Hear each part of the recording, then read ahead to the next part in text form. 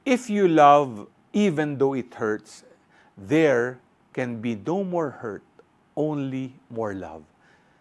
Sabi ito ni Mother Teresa of Calcutta.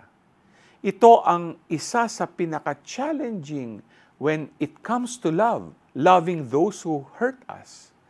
Sa mundong ating ginagalawan, kapag kaaway mo, hindi mo na papansinin, hindi mo na iimikan, hindi mo na mamahalin, bagkus sisiraan mo na lang siya at sasaktan mo rin siya pabalik. Ngunit ano ang sinasabi ni Jesus sa atin ngayon?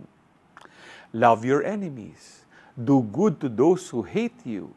Bless those who curse you. Pray for those who mistreat you. Huwag mong isara ang puso mo sa mga nakasakit sa iyo. Love them as Jesus loves you. G ka ba?